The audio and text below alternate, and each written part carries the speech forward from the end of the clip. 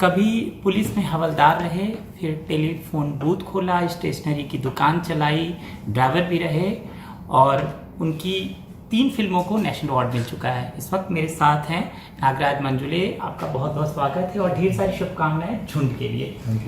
मुझे कभी कभी लगता है कि आपकी कहानी पर भी बायोपिक, मतलब आपकी बायोपिक बननी चाहिए।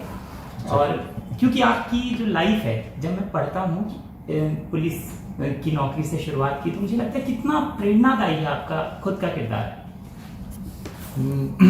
प्रेरणादायी है या नहीं पता नहीं मेरे को, लेकिन आपने बहुत सारी जानकारी निकाल ली है मेरे बारे में, तो मैं ज़रा चकित हो गया। लेकिन देखिए, मैं समझ रहा था और ढूंढ रहा था कि ज़िंदगी में क्या किया जाए, और मन नहीं लगता था, तो बहुत सारी चीज़ें कर दी। और जैसे कहा कि मैं 10वीं में था तब पुलिस भर्ती हो गया, और पुलिस भर्ती ऐसे ही खेलते खेलते मैं बास्केटबॉल खेलता था और मेरे दोस्तों के साथ भर्ती होने के लिए चला गया और भर्ती हो गया। बाद में लग रहा कि ये नहीं करना है मेरे को, तो ऐसे बहुत सारे रास्ते बदलते बदलते आ गया। पढ़ना चाहता था, पढ़ाई में अच्छा हालांकि नहीं था, लेकिन पढ़ना चाहता था। और करते करते कहते ना कि आप हर एक मोड़ अपने आजमाया, और मैं कविताएं लिखने लगा तो थोड़ा सा साहित्य से लगा हो गया। तो प्रेमचंद से लेके हिंदी से लेके मराठी से लेके अंग्रेजी आता नहीं था ठीक से, लेकिन वो भी डिक्शनरी लेके पढ़ने लगा। तो थोड़ा सा अलग सोचने लगा और चाहता था कि कुछ शहरों में जाके पढ़े। तो पुणे आया, पुणे में भी यूनिवर्सिटी में पढ़ा, लेकिन मैं एकेडमिकली अच्छा नहीं था बिल्कुल। तो कहते ना कि अपनी रोज़ी रोटी का कुछ ज़रिया नहीं मिल रहा था, और एक्सीडेंटली मेरे दोस्त के कहने से, मेरे भाइयों के कहने से मैं मास कॉम में एडमिशन लिया। वहाँ पे एक प्रोजेक्ट फिल्म के तौर पे एक शॉर्ट फिल्म बना दिया, पिस्तौल, जिसको नेशनल अवार्ड मिला। फिर ज़रा हौसला बढ़ा, लोगों का भी हौसला बढ़ गया होगा मेरे बारे में कि ये अच्छा काम करता है, और ऐसे करते करते आ गया और बस आगे बढ़ता रहा। और अभी झुंड सैराट बन गई, फिर उसके बाद झुंड भी बन गई। मैं जब आपके किरदार में घुसता हूँ, खुद को मैं सोचता हूँ कि आपके नज़रिए से, तो मेरे रोंगटे खड़े हो जाते हैं। अमिताभ बच्चन तक पहुँचना, आपके साथ वो जब आपको लगा कि साइन कर लिया मैंने बिग बी को, वो क्या मोमेंट था? ये एक्चुअली मतलब मैं धीरे धीरे से ये खुद को ये पचा रहा था। ये महसूस हजम करने की बात मेरे लिए थी नहीं कि ये असल में हो रहा है। जब मैं सर से पहली बार मिल के आया था, तो मैं बहुत कॉन्शियसली उनको मिला, एज अ डायरेक्टर मिला। मेरे जो भी बात होती है अपनी प्रोफेशनली की, सर कहानी ये है, कंसेप्ट ये है, सुना क्या आया। एक्चुअली मैं एक मेरे मन में एक जो नागराज है, वो शायद सोच रहा होगा कि बच्चन सर सामने है, और शायद वो कहते ना कूद फांद रहा होगा कि क्या करूं क्या नहीं। लेकिन मैंने बहुत रोक के रखा था। और मुझे याद है कि मैं जब सर से मिल के बाहर निकला गाड़ी में बैठ के, फिर मैं घर फ़ोन किया और मैंने बोला कि ये बात सही है क्या, मैं अभी अमिताभ बच्चन से मिल के आया। और मैंने 10-15 मिनट फ़ोन किया था और बात किया था कि ये असल में हो गया है। और मैं वो रियलाइज़ करना चाहता था उसका, कहते हैं ना, हम सच्चाई को, एक्चुअली सच्चाई है कि नहीं, वो जानना चाहता था। तो ये धीरे धीरे, लेकिन मैं अभी भी उनके सामने कभी वो मेरा जो किरदार है कि जितना मैं प्यार और आदर उनका करता हूँ, वो शायद मैं दिखाई नहीं हूँ। क्योंकि सामने आते तो एक तो वैसे ही आप सहम जाते हो, बच्चन सर जब सामने होते हैं। तो मैं बहुत बड़ा फैन, और ये मेरे लिए बहुत बड़ी बात है कि मैंने आज बच्चन सर के साथ फिल्म की है। देखिए, सहम जाते जो शब्द आपने किया, हम हमेशा सोचते हैं कि जब मैं अभी आपसे मिलने से पहले सोच रहा था मैं कितना सहम जाऊंगा, जिसको 3 नेशनल अवार्ड मिला है, जो बच्चन साहब के साथ अभी काम करके आए। लेकिन मैं देखा बड़े आसानी से आप आए, बड़ा ही लो प्रोफाइल, ज़मीन से जुड़ा हुआ आपकी बातचीत भी, और आप स्पेस देते हैं। बच्चन साहब के साथ जब आप बैठे थे तो क्या हालत थी आपकी पहली बार? मैं वही बोल रहा, मैं सहमा हुआ बहुत था, लेकिन मैंने सोच के खुद को, कहते ना, डांट के गया था कि तू ठीक से काम कर, तेरे को जो काम करना है वो ठीक से होना चाहिए। तू एक वैन के जैसे बिहेव करेगा और तू तो शायद तो इमोशन में बह जाएगा। तुझे तेरा काम ठीक से करना है कि ये फिल्म ऐसी है, और तेरा नज़रिया और तेरी जो भी सोच है वो उनके सामने रखना चाहिए।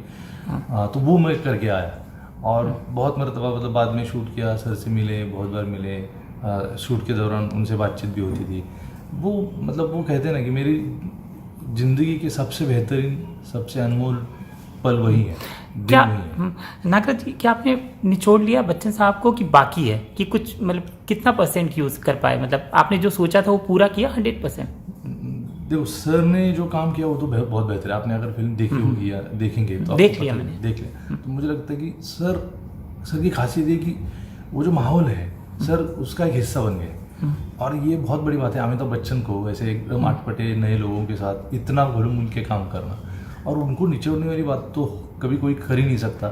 वो तो महासागर है, उनको आप कैसे निचोड़। कितना मिला आपको, मतलब जितना भी मिला, एक मैं डायरेक्टर के तौर पे? जितना मिला मैं बहुत खुश हूँ, बहुत ज़्यादा है। मतलब हमारी कहते हैं ना, हमारी ये इसको क्या कहेंगे आप, मराठी में ओझल कहते हैं इसको, हथेली या आपकी वो जो भी आप भर के लाओगे वो तो बहुत थोड़ा ही होगा।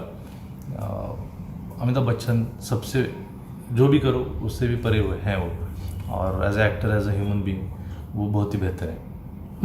मैं आपकी फिल्म में ना आपका दर्द भी महसूस कर पाता हूँ। वो जो आपके बचपन का दर्द है, आपकी जवानी का दर्द है, आपके स्ट्रगल का दर्द है, हर किरदार में थोड़ा थोड़ा आप अपने आप को पिरो देते हैं। निकलना बहुत मुश्किल है, एक दलित होने का दर्द, फिर उससे आगे बढ़ना। देखिए, हाँ, आपने कहा था कि फिल्म इंडस्ट्री सेक्युलर है तो वहाँ पर अपनाया जाता है, लेकिन क्या आज भी मुश्किल है वहाँ पर कि अब थोड़ा सा? देखिए, मतलब मेरे अभी मैं जहाँ तक आया हूँ तो इसका यही एक ये उदाहरण है कि ऐसा है नहीं। लेकिन हमारी सोच में शायद रहता है, हमारे अनकॉन्शियसली हमारे दिल दिमाग में कुछ चीज़ें रहती हैं, वो बातें रहती होंगी। तो वो तो आप जैसे पत्रकार हैं जो सोचते हैं, विचार करते हैं, ज़्यादा समीक्षा करते हैं, वो भी ये ढूंढ सकते हैं। लेकिन मैं जैसे आपने कहा कि मेरा किरदार है, तो मैं जहाँ काम करूँगा शायद वो तो आएगा। हम अपने आप को मतलब बगैर जाने भी एक्सप्रेस करते हैं। तो आपकी कहानी हो या आपकी कविता हो या आपकी साधारण सी बातचीत भी हो या कोई भी इंटरेक्शन हो, तो वो तो आपका पूरा किरदार उसमें प्रतीत होता है। तो वो तो होता रहेगा मेरी फिल्म में। जैसे आपको लगा कि मेरी बातें या मेरी ज़िंदगी की बातें अगर इसमें प्रतिबिंबित होती है तो वो तो स्वाभाविक है। देखिए, आपने उन घटनाओं पर एक फिल्म ही बना दी थी, फ्रेंडी करके फिल्म ही आपने बना दी थी। लेकिन आज भी जब आपसे मैं इतने साल के बाद बात कर रहा हूँ और इतना सब कुछ आपको मिल गया है, वो कौन सी 3 घटनाएं हैं बचपन की, या जब आपको लगा कि आप बहिष्कृत हैं कुछ लोगों से, जो कभी नहीं भूल पाते हैं और वो टीस रहेगा? नहीं, मैंने फैंट्री के टाइम जो बोला था कि वो बात मेरे दिल में बहुत लगी थी जब मुझे फैंट्री कहा गया था। और फैंट्री शूट फिल्म के दौरान मैंने बहुत बार ये बात भी कही थी। कोई आपको भी पता नहीं होता, मतलब ये आप जो कह रहे हैं कि कोई दलित होता है, कभी कोई सवर्ण होता है। दलित होना मतलब क्या है, सवर्ण होना मतलब क्या है? ये तो जैसे कि भूत बाधा है।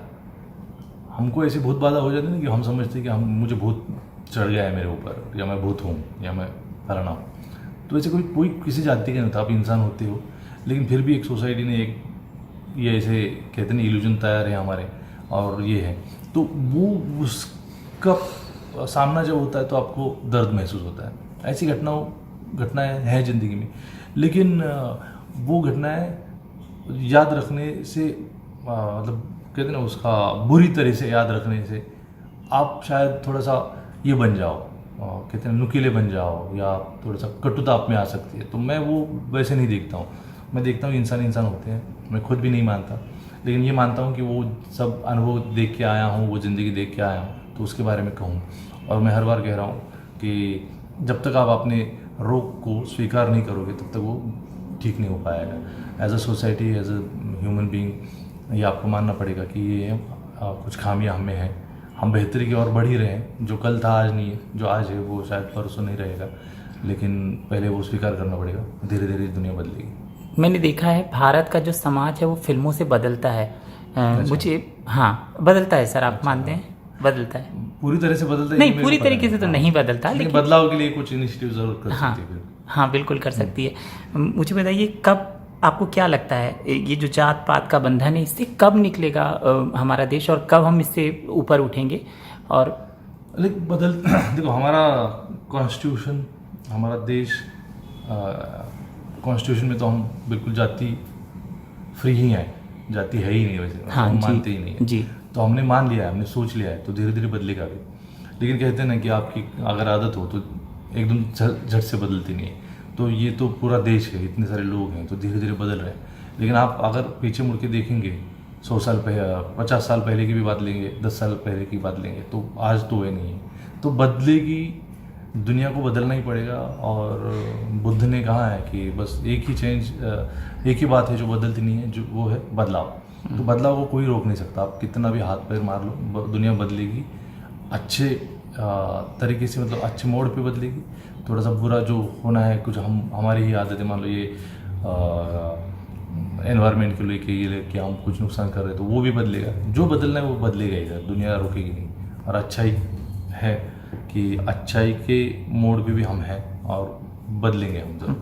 आप अपने काम से कहते हैं साडा कितने रख, तभी आपको नेशनल अवार्ड मिलते हैं। आप शाहरुख से की फिल्मों से आपकी फिल्में टकराती हैं और आगे जाती हैं, आप आमिर खान को रुला देते हैं। आगे क्या कुछ सोचा है? क्या इन लोगों की, जैसे आमिर खान को आपने फिल्म दिखाई, तो कुछ बातचीत हुई है आगे की कि काम करेंगे या? हमारी बहुत पहले से हुई है कि एक्चुअली मैं ढूंढ रहा हूँ कि क्या करना है, और मुझे लगता है कि कुछ स्क्रिप्ट अच्छा हो तो काम करना बहुत ज़रूरी है। और मेरे पसंदीदा भी है आमिर सर, तो मुझे करना है काम। मुझे झुंड की कास्टिंग की बात बताइए ना, कैसे कास्ट किया, कहाँ से ढूंढा इन सब बच्चों को? ये बच्चे बहुत सारे जगहों से हैं। आप अगर फिल्म में देखें तो नागपुर से बहुत ज़्यादा बच्चे हैं, और पुणे से हैं, मेरे गांव से हैं। तो रियल ये झोपड़पट्टी के बच्चे हैं, ये सारे झोपड़पट्टी के बच्चे ही हैं जो हमने कास्ट किए। वहाँ जाके लगभग 2 महीने वहाँ जाके, मेरा जो भाई है वहाँ उसने कास्टिंग किया, मैं नहीं जा सकता था। जहाँ मैं जा सकता था वहाँ जाके मैंने भी ढूंढा। तो ये सारे बच्चे पूरे भारत से हैं। कुछ लोग हैं हरियाणा से भी, एक लड़की है रोहतक से, बॉबी नाम की। एक लड़का मुझे लगता है माइकल नाम का लड़का है, वो भी छिंदवाड़ा से है। तो छिंदवाड़ा से एक लड़का है, गोवा से है, मुंबई से है, चेन्नई से है। तो ऐसे सब लोग हैं, और इसीलिए तो ये कहते हैं झुंड का रंग उनमें आया है। और बहुत टैलेंटेड बच्चे हैं, बहुत अच्छा काम किया है। शायद आपको भी अच्छा लगा होगा। और मैं खुश हूँ कि ये बच्चे इतना अच्छा परफॉर्मेंस कर रहे हैं। कौन सी चीज़ें चैलेंजिंग थी, मतलब उनसे एक्टिंग करवाने में? देखिए कुछ चीज़ें तो उनमें था जो आप खोज रहे थे, इसलिए वहाँ से कास्टिंग की। तो कौन सी बात सबसे ज़्यादा चैलेंजिंग? ये फिल्म मेकिंग में कुछ ना कुछ तकलीफें आती रहती हैं। और अगर नए लड़के हैं तो वो मतलब उनका कॉन्फिडेंस नहीं होता है, उनको ठीक से समझ नहीं होती फिल्म की, तो कठिनाइयाँ छोटी छोटी आती रहती हैं। लेकिन as a director, as a film maker आपको वो करना पड़ता है, और वो बहुत छोटी छोटी हैं। आपको वो बहुत डिटेल में जाना पड़ेगा। मान लो कि कैमरे के सामने आने से पहले लोग डरती हैं। तो मेरा जो बाबू है तो वो बोलते नहीं सर मेरे को नहीं होगा, ये नहीं आया है। मैंने कहा तो कर, तू उसको पहले बहुत ट्रेनिंग करके भी फिर उधर जाके बोला था। मैंने कि एक बार कर दे, तू तुझे जो लगता है कर दे। तो किया, जैसे कि थोड़ा सा समझा के फिर ऐसा नहीं ऐसा करना है, ऐसा 4 बार किया। तो मैंने फिर कहा ओके अच्छा है ये, चौथे टेक में। तो उसको वो बिलीव नहीं हो रहा था कि ये एक्चुअली ओके हो गया। लेकिन धीरे धीरे कॉन्फिडेंस आया तो लोग फिर तो करने लगे सब लोग। फिल्म के वो 1-2 सीन जो आपको सबसे टफ लगे, लिखते समय भी और फिल्माते समय भी? लिखते समय जो बच्चन सर के साथ जो सीन है, जो बड़ा सीन है, आपने अगर वो उसका जिक्र नहीं करना चाहूँगा, स्पॉइलर हो जाएगा। लेकिन जो उनका बड़ा सीन है, जो डायलॉग मैंने लिखे, तो मैं बहुत दिन लगभग 2-3 महीने वही बार बार समझ के लिखता था। और बच्चन सर को भी वो बहुत अच्छा लगा, वो लाइंस बहुत अच्छे लगे। उन्होंने मुझे बिल्कुल 2-3 बार कहा कि बहुत अच्छा लिखा है। तो वो सीन लिखते टाइम भी मेरे को ये था। और फिल्म में मतलब फिल्म शूट करना एक अलग तरीके का चैलेंज होता ही है। ओके, उसके अलावा बच्चन साहब के अलावा कोई और कैरेक्टर जिस पे आप बात कर सकते हैं कि ये सीन, फिर उसके बाद? ऐसे छोटे मोटे बहुत सारे सीन हैं, लेकिन वो अभी मुझे याद भी नहीं आ रहे। लेकिन हर एक का कुछ ना कुछ होता है, प्रॉब्लम होता है, बच्चे जिस तरीके से काम करते हैं। लेकिन शूट करने की जो प्रोसेस थी वो मैं झुग्गी झोपड़ी में जाके शूट, जहाँ बच्चन सर नहीं है, हम बहुत इंटीरियर्स में जाके शूट करते थे। लोग बहुत सारे आते थे शूटिंग देखने का, मतलब सबको। हाँ, आप तो ऐसी जगह शूट कर रहे थे जहाँ पे बहुत मुश्किल था भीड़ को कंट्रोल करना। मुझे मदद की, आपके जरिए मैं सब लोगों को थैंक यू बोलना चाहता। मैंने हमारी फिल्म की शुरुआत में भी ये, हाँ, आपने बहुत सारे लोगों को थैंक्स लिखा। इतना मदद किया। ये नागपुर के लोगों ने, जहाँ हमने शूट किया, डोबी नगर, अपना गद्दी गोदाम, और वहाँ के इतने लोगों ने, हम शूट कर रहे तो हमारा खाना वाना हमारा कैटरिंग रहता है, लेकिन लोग खुद आके चाय देते थे।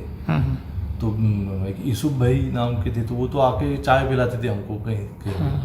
बहुत लोग आके वो सीन देख के हमको दुआएं देते थे कि बहुत अच्छा है ये, और सुन के ही कि आपने जो ये कर रहे हैं बहुत अच्छा लग रहा है। तो लोग बहुत ही मतलब शूटिंग के दौरान हमको मतलब मदद किए।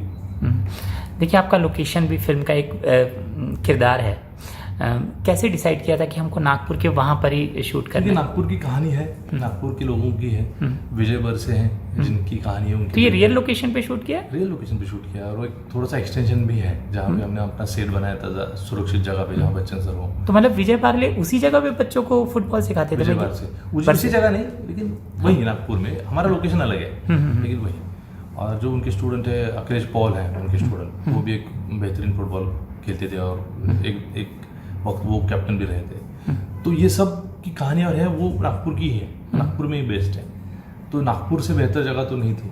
हम रिक्रिएट करते हैं, कोशिश भी करी थी हमने कि कहीं पे जाके हम ये नागपुर को क्रिएट करें, लेकिन कुछ मुश्किलें आई, दिक्कतें आई और हमारी शूटिंग बीच में रोकनी पड़ी और फिर से हमको नागपुर ही मिल गया। तो कभी कभी रुकआउट अच्छे के लिए भी होती है और फिर एकदम रियल लोकेशन मिल गया। कुछ रियल बच्चों को जोड़ने की कोशिश की जो उनके साथ थे विजय जी? वो भी है हैं। हाँ बिल्कुल है। के साथ आने वाले दिनों में वो कौन कौन सी फिल्में हैं जो जिसमें हम आपका काम फिर से देखेंगे? बहुत सारी हैं, प्लानिंग देखते हैं क्या। एक मराठी फिल्म अभी फिलहाल शूटिंग की है, इसके बाद घर बंदूक बिरयानी नाम है उसका। तो वो मैंने डायरेक्ट नहीं की, लेकिन मैंने प्रोड्यूस किया और काम कर रहा हूँ, एक्टिंग कर रहा हूँ। अलग ही फिल्म है, उस पर काम चल रहा है अभी।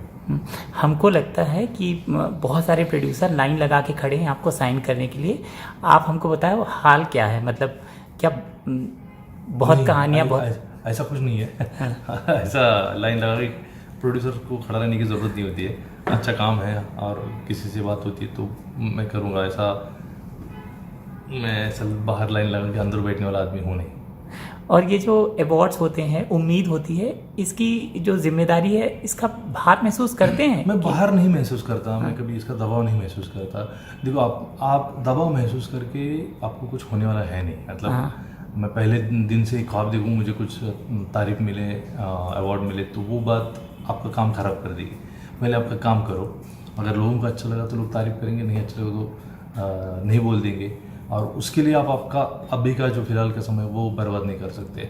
अवार्ड मिले तो सबको अच्छा लगता है, तारीफ और अप्रिसिएशन मिलता है तो अच्छा लगता है, लेकिन मैं उसके बारे में काम करते समय नहीं सोचता हूँ। मुझे जो फिल्म बनानी है वो बनाने की सोचता हूँ और वो ज़रूरी है और बस उसकी कोशिश करता हूँ। अंतिम सवाल, कल पब्लिक ने आपको अपना प्यार दिया है, लोगों को फिल्म खूब पसंद आई है। अब जब फिल्म पसंद आई, हमने पब्लिक रिव्यू देखा तो हमें और उम्मीद हो गई कि इस बार फिर से क्या नेशनल अवार्ड मिलेगा, क्या बाहर जाएगी फिल्म, आप क्या कहेंगे?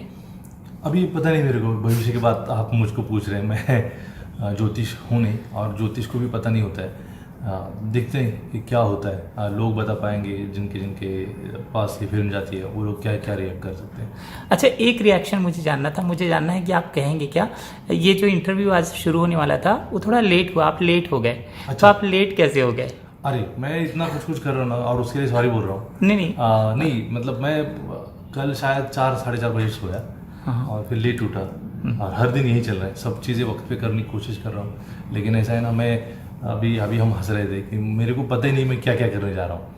तो इतना प्लानिंग रहता है, तो मैं एक में घुस के दूसरी जगह निकलता हूँ, दूसरे से दूसरी जगह निकलता हूँ, और मैं छोटी जान हूँ और सब मेरे से संभलता नहीं, इसलिए शायद देर हो गई होगी, उसके लिए माफ़ी चाहता हूँ। चलिए, हमसे बात करने के लिए बहुत बहुत शुक्रिया। हमारा सौभाग्य हम आपसे बात कर रहे हैं, माफ़ी की बात नहीं, मैं सिर्फ आपका रिएक्शन ले रहा हूँ चीज़ों पे। कई बार लोग जो दर्शक हैं वो समझते हैं कि हमारा जो डायरेक्टर है वो इस पर क्या रिएक्शन देगा, इसलिए रिएक्शन ले रहा था। नहीं, कोई बात नहीं, ये सही बात भी है, लेकिन मैं भी जेन्युइनली बोल रहा हूँ आपको।